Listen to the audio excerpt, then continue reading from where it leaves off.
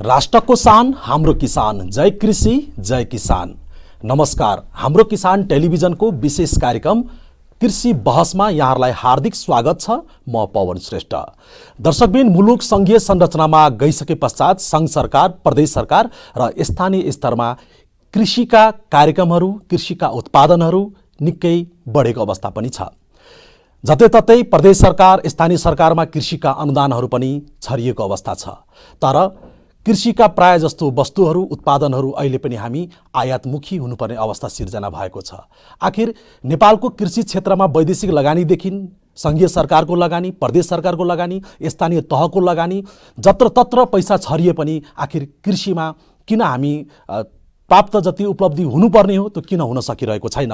आज हामी यिनै विषयवस्तुमा बढी केन्द्रित रहेर कुराकानी गर्नेछौँ। हामीसँग आज कुराकानीका लागि स्टुडियोमा उपस्थित हुनुहुन्छ भूमि व्यवस्था, कृषि, सहकारी तथा गरिबी निवारण मन्त्रालय गण्डकी प्रदेशका सचिव डाक्टर हरिबहादुर केसीज्यू। सर्वप्रथम आजको यस कार्यक्रममा उहाँलाई स्वागत गरौँ। स्वागत छ कार्यक्रममा सचिवज्यू। धन्यवाद।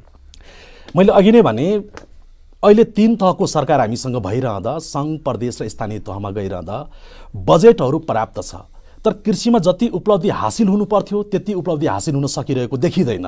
गण्डकी प्रदेशको अवस्था के छ अहिले कृषिमा?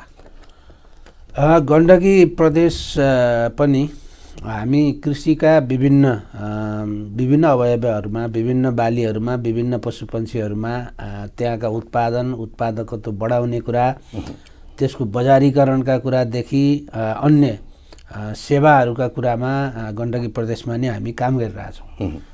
अब गण्डकी प्रदेशको पनि कस्तो छ भने यो एकदमै तराई, हाम्रो पूर्वी नवलपरासीदेखि मनाङ, मुस्ताङसम्मको उच्च पहाड असाध्यै धेरै एउटा डाइभर्स भनौँ न, धेरै विविधता भएको प्रदेश छ कृषिको हिसाबले।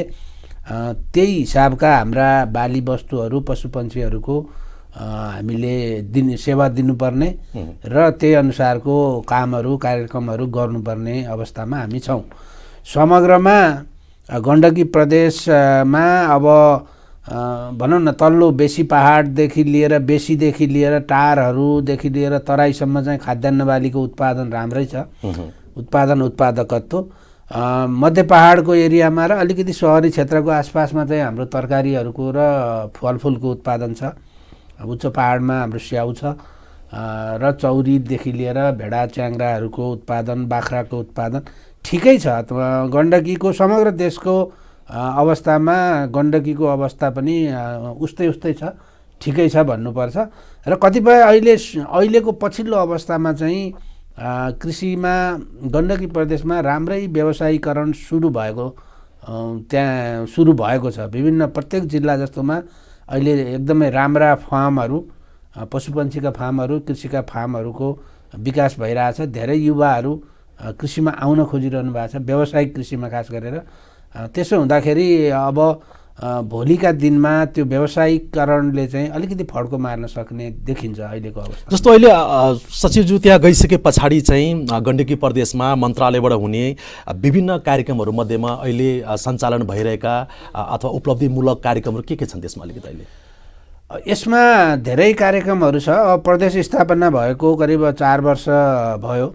4 वर्ष सुरुका वर्ष त त्यति धेरै जनशक्तिको अवस्थादेखि लिएर पूर्वाधारको अवस्था, कार्यक्रमको अवस्था, नियम, ऐन, नियम, कानुन, कार्यविधिका तयारी गर्नुपर्ने भए हुनाले सुरुमा त्यति धेरै काम हुन सकेनन्।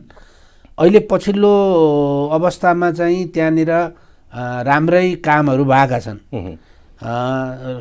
मुख्य कुरा चाहिँ त यो 2टा कुराले हामी हेर्छौँ। एउटा चाहिँ किसानहरूलाई दिने सेवाका कुरा, जस्तै पशुपन्छीलाई खोप, त्यसका उपचारका कुरा हुन्छन् जुन नियमित गर्नुपर्ने हुन्छ।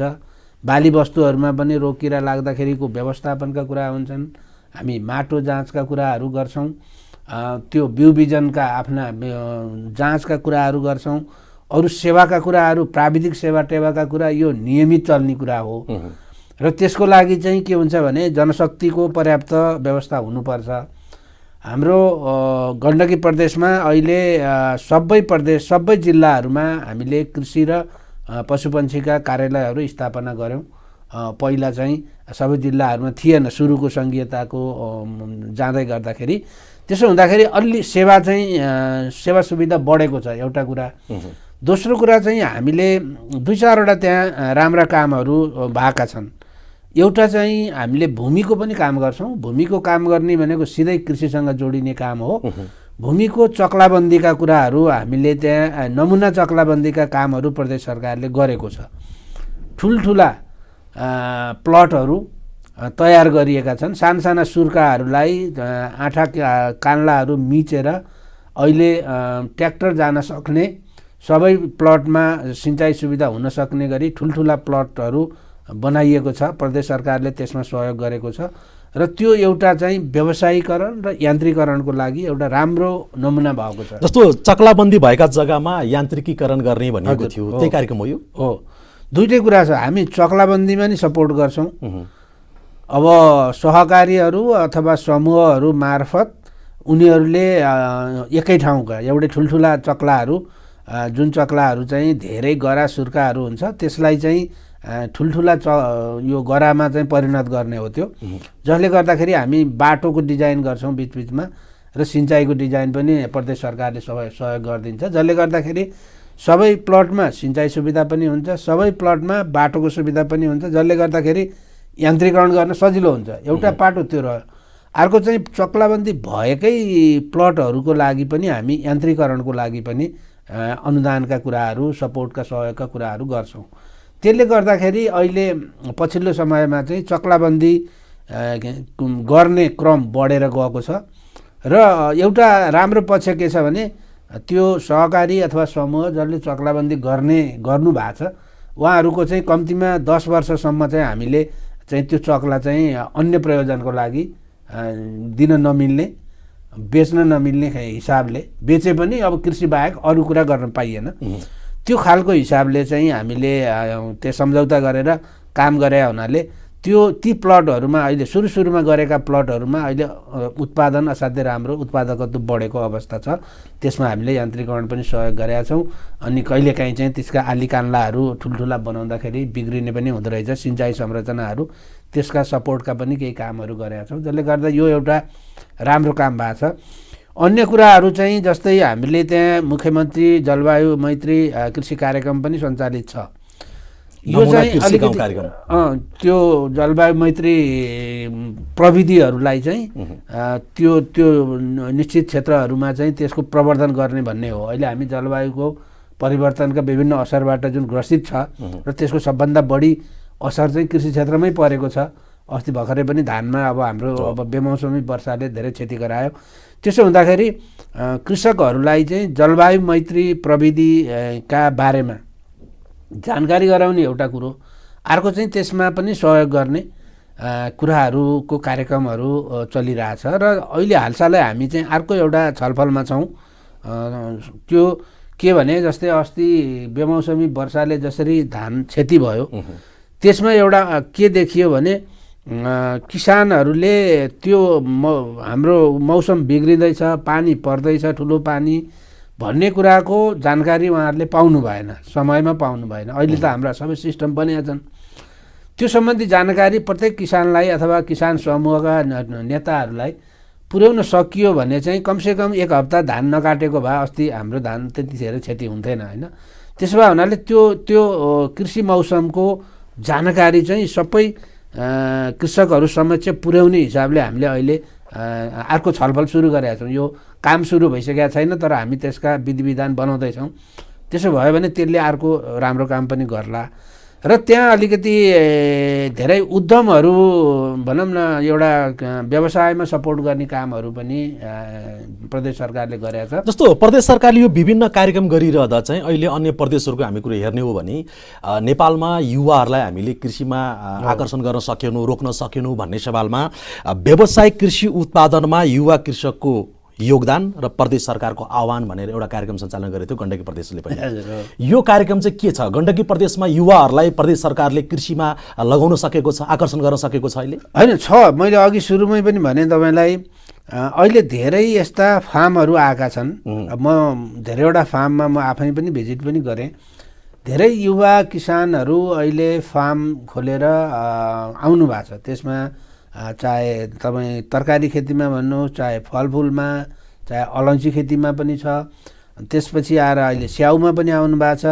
यतापट्टि गाईका भैँसीका फार्महरू छन्, कुखुराको, यस्तो धेरैवटा फार्मिङमा चाहिँ युवाहरू आउनु भएको छ। अब अलिकति के भयो भने हेर्नुहोस्, त्यो कृषिको हाम्रो अलिकति डाइनामिक्स फरक भएको छ भनौँ न। कृषि हामी जसरी चलेका थियौँ, हाम्रो परम्परागत कृषि, प्रत्येक घरमा 2-4वटा गाईबस्तु हुने, भेडा बाख्रा हुने, खेती गर्ने, अनि त्यही खालको कृषि अब त त्यो रहेन। अथवा आफूलाई खाना पुग्ने निर्वाहमुखी कृषि सबै थोक आफै कहाँ हुने, अब त्यो रहेन। अब गाउँमा पनि अब मान्छेहरूले अब विभिन्न कारणले भनौँ न, सामाजिक आर्थिक विभिन्न कारणले गाउँमा छोड्दै जाने अवस्था छ। त्यसो हुँदाखेरि अहिले अब कस्तो भयो भने मान्छेहरूले अलिकति जग्गाहरू भाडामा लिएर अथवा जग्गा किनेर चाहिँ जग्गा एकीकृत गरेर त्यसमा चाहिँ फार्मिङ, अलि ठुलो स्केलको फार्मिङ गर्ने खालको चाहिँ एउटा ट्रेन्ड भनौँ न, एउटा त्यो तरिकाले गर्न थाल्नु भएको छ। यो धेरै देखिया छ। गण्डकीमा अहिले डेरीमा, गाईबस्तुमा, भैँसीमा, खास गरेर गाईमा निकै धेरै फार्महरू आएका छन्। त्यस्तै गरेर अहिले पछिल्लो समयमा बिचमा यो सुन्तला खेतीमा अलिकति समस्याहरू थियो, रोग किराहरूको। अहिले पनि रोग किराहरू त छैन भन्ने होइन, तर गण्डकीको एउटा असाध्यै ठुलो पहिचान भनेको सुन्तला उत्पादन पनि हो। हाम्रो मनाङ मुस्ताङ बाहेक सबै जिल्लामा सुन्तला खेती छ र अहिले पनि त्यहाँ 50-60 लाखदेखि 1 करोडसम्मको वार्षिक सुन्तला बेच्ने किसानहरू अझै पनि हुनुहुन्छ। अचेल चाहिँ युवाहरू त्यसमा आउनु भएको छ र सुन्तला खेतीको विस्तार पनि गरिरहनु भएको छ र त्यसलाई चाहिँ अहिले उत्पादन बढाउने काममा पनि युवाहरू आउनु भएको छ। र अर्को चाहिँ गण्डकी प्रदेशमा के भएको छ भने यो पछिल्लो समय 4-5 वर्षमा अलैँची खेतीको असाध्यै विस्तार भएको छ र अलैँची खेतीको विस्तार चाहिँ फेरि पनि युवाहरूले नै गरे हुन्। युवाहरूले नै ठुलो क्षेत्रफलमा जब अहिले त पहाडमा अलिकति जग्गाहरू खाली पनि छ, त्यस्तो खाली जग्गाहरू चाहिँ भाडामा लिएर अथवा आफ्नै जग्गाहरू अथवा सामूहिक रूपमा अहिले अलैँची खेती चाहिँ अब करिब हामी चाहिँ अब पूर्वको अलैँची भन्ने गरे हो, अहिले पनि पूर्वमा धेरै नै छ। त्यसपछि गण्डकीमा चाहिँ अलैँचीको धेरै विस्तार हुने अवस्था छ। त्यो हिसाबले राम्रै भएको छ, नभएको होइन। व्यावसायिक हिसाबले पनि र समग्र उत्पादनमा पनि हामी राम्रै पोजिसनमा छौँ। प्रदेश सरकार अलिकति बढी अनुदानमुखी बढी भएर अनुदान जति सदुपयोग हुनुपर्ने थियो त्यो सदुपयोग त्यो ठाउँमा नभएको भन्ने अवस्था हो। अनुदानको कस्तो छ भने अब धेरै ठाउँमा अनुदानमा केही अब इस्युहरू छन्, अथवा पहुँचवालाहरूले पाउने, झोलाले पाउने हैन, त्यो खालको इस्युहरू अब धेरै ठाउँमा छन् हैन। तर गण्डकीमा खासै त्यस्तो देखिनँ मैले चाहिँ है। मेरो धेरै अवधि नभएर नि होला, धेरै त्यसरी गएको जस्तो देखिँदैन। जहाँ जसले अनुदान पाउनु भएको छ केही न केही गर्नु भएको छ हैन। कसैको के हुन्छ भने अनुदान लिँदाखेरि उसले एउटा भिजन बनाएको हुन्छ, एउटा प्रोजेक्ट बनाएको हुन्छ, म यसो गर्छु उसो गर्छु भन्ने हुन्छ। पछि ऊ आफै पनि चेन्ज हुन्छ, उसका परिस्थितिहरू पनि चेन्ज हुन्छन्। त्यसरी छोड्ने कोही हुनु होला, तर अनुदान पुरै चाहिँ दुरुपयोग भएको चाहिँ देखिँदैन। अथवा अनुदान जसलाई चाहिएको थियो, जसलाई त्यो पाउनु पर्ने थियो, त्यो चाहिँ नआइकन नपाउनु पर्नेले त्यो सोर्स अथवा नेताको पछि लागेर अनुदान हत्याएको अवस्थाहरू हामी जहिले यो समाचारहरूमा आइरहेको छ। गण्डकी प्रदेशमा त्यो अवस्था छैन अहिले। त्यस्तो लाग्दैन। तर एउटा सत्य कुरा के हो भने अब अनुदानको भोल्युम भनौँ न, जति राज्यले दिन सक्ने हो त्यति दिने हो, सबैलाई पुग्दैन हैन। र अनुदान चाहनेहरू अथवा अनुदानमा पहुँच पुग्न पर्ने मान्छेहरू धेरैको पहुँच नपुगेको चाहिँ हुन्छ। किनभने अब त्यो त धेरैलाई चाहिने कुरा नै हो। अलिकति के हुन्छ भने हाम्रा किसानहरूमा, व्यवसायीहरूमा जसलाई पनि के हुन्छ, राज्यले केही दिन्छ भने हामी किन राज्यसँग नमाग्ने भन्ने खालको पनि हुन्छ। कतिपय सक्षम भएका व्यवसायीहरू पनि त्यो माग्ने प्रचलन हुन्छ हैन। तर अब जसले अनुदान पाएका छन् तिनले केही न केही काम गरेका छन्, पुरै दुरुपयोग भएको जस्तो चाहिँ देखिँदैन। तर अब हामीले अनुदान एउटा पाटो हो। हेर्नुहोस्, अनुदान चाहिँ जो व्यवसाय सुरु गर्नलाई एउटा उसलाई मोटिभेट गर्ने एउटा माध्यम मात्रै हो। अनुदानले मात्रै उसको सम्पूर्ण व्यवसाय चल्ने भन्ने पनि होइन। कृषिमा के छ भने अलिकति पूर्वाधार विकासको लागि अनुदान नदियो भने किसानहरूले, व्यवसायीहरूले त्यसलाई अफोर्ड गर्न भनौँ न, त्यसमा खर्च गर्न नसक्ने अवस्था बन्छ। कहिलेकाहीँ ठुल्ठुला मेसिनरिजहरू चाहिन्छ, सिँचाइ संरचना चाहिन्छ, बजार संरचना चाहिन्छ, ती कुराहरूको लागि त अनुदान राज्यले दिनै पर्ने हुन्छ होइन। त्यसरी गएको अनुदान चाहिँ राम्रै सदुपयोग भएको पनि छ। अब किसानहरू व्यक्तिगत हिसाबले कुनै फर्मलाई कम्पनीलाई दिएका अनुदानहरू चाहिँ धेरैले राम्रै सदुपयोग। जस्तो अनुदान चाहिँ कस्तो भने ठुला व्यवसायिक किसानहरूलाई बढी गएको जस्तो जो साना किसानहरू मझौला किसानहरूलाई चाहिँ अनुदान दिएर सपोर्ट गर्नुपर्ने, ठुला किसानहरूलाई चाहिँ जस्तो कृषि ऋणमा ब्याज अनुदान दिने जस्ता कार्यक्रमहरू यो चाहिँ कतिको लागू भएको छ गण्डकीमा? अनि यो कृषि ऋणमा ब्याज अनुदान चाहिँ खास गरेर साना किसानलाई नै लक्षित गरे, साना भनौँ साना वा मझौला किसानलाई लक्षित गरेको हो होइन। त्यसको हामीले दिएको ब्याज अनुदान नै 5 लाखदेखि 50 लाखसम्म कृषि ऋण लिएका र सहुलियत ब्याज नपाएकालाई हामी मन्त्रालयले पनि दिन्छौँ होइन। राज्यले 5% सहुलियत गरिदिइसकेको छ पहिल्यै। त्यो सहुलियत लिइसकेको किसानलाई हामी मन्त्रालयबाट थप ब्याज अनुदान दिँदैनौँ होइन। जसले पाएको छैन, सहुलियत पाएन, ब्याङ्कबाट लोन, ब्याङ्कको पनि आफ्नो आफ्नो कोटा हुँदो रहेछ सहुलियतको पनि, त्यो भित्र परेन भने चाहिँ सहुलियत हामीले सहुलियत दिने हो होइन। त्यसमा धेरै चाहिँ किसानहरू चाहिँ मझौलै आउनुहुन्छ हामी कहाँ आउने। एउटा अप्ठ्यारो के छ भने नेपाल भयो नै, गण्डकी प्रदेशको मात्रै कुरा नगरौँ, सरकारी प्रक्रिया जुन हुन्छ, सरकारी प्रक्रियाको झन्झट मान्ने साथीहरूलाई चाहिँ यो अनुदानको अथवा ऋणको पहुँच पनि अलि गाह्रो त्यो पनि छ कि। किनभने अब सर्टेन अब निश्चित प्रक्रिया पुरा गर्नुपर्छ, त्यहाँनिर निवेदन हाल्नुपर्छ, त्यसका विभिन्न खालका कागजपत्र तयार गर्नुपर्ने हुन्छ, त्यसको आफ्नै निर्णय प्रक्रिया हुन्छ। यावत कुराहरूले गर्दाखेरि चाहिँ केही धेरै किसानहरू चाहिँ अब यो प्रक्रिया लामो हुन्छ, यो झन्झटिलो हुन्छ भन्नेमा पनि हुनुहुन्छ। र ब्याङ्कबाट पाउने सहुलियत कर्जामा पनि त्यो खालको गुनासोहरू छ किसानहरूको। के भने त्यहाँको पनि प्रक्रिया लामो भयो, झन्झटिलो भयो, हामीलाई ऋण चाहिएर चाहिँ ब्याङ्कमा जाने अनि त्यो ऋण चाहिँ समयमा नपाउने, धेरै लामो प्रक्रिया हुने भन्ने गुनासो त्यता पनि छ। ती कुराहरू चाहिँ त गुनासोहरू बिस्तारै सम्बोधन हुँदै पनि जालान्। केही अब नयाँ नयाँ प्रविधिहरू पनि आएका छन् ब्याङ्किङमा पनि, त्यो हिसाबले छोटो हुँदै जाला। तर किसानहरूलाई हामीले एउटा भनौँ न मिडियामा अलिकति आउँछ पनि, अनुदान दिन हुँदैन भन्ने पनि आउँछ बेला बेलामा। तर निश्चित भनौँ न किसानहरूलाई अनुदान नदिएर टिकाउन चाहिँ गाह्रो छ। किनभने त्यो आफैमा एउटा असाध्यै श्रममूलक व्यवसाय पनि भयो, जसको बजार अथवा मूल्यको ग्यारेन्टी गर्न पनि गाह्रो छ राज्यले। र उत्पादन लागत र प्रतिस्पर्धा भनौँ न, हामीले भारत जस्ता देश जहाँ ठुल्ठुला चक्लामा भनौँ न, ठुलो प्लटिङमा, ठुलो भोल्युममा, ठुलो मात्रामा खेती हुन्छ, जहाँको उत्पादन लागत कम हुन्छ, त्यहाँसँगका वस्तुहरूसँग नै प्रतिस्पर्धा गर्नुपर्ने हुन्छ। त्यसो हुँदाखेरि हामीले किसानलाई केही न केही राहत अथवा केही न केही अनुदान नदिने हो भने किसानहरूलाई टिकाउन गाह्रो हुन्छ। किसानलाई अनुदान चाहिन्छ र सही किसानले अनुदान पाओस् र अनुदानको दुरुपयोग नहोस् भन्ने कुरामा चाहिँ हामी पनि सचेत छौँ प्रदेश मन्त्रालयको तर्फबाट, र सबै सचेत हुन चाहिँ पर्छ।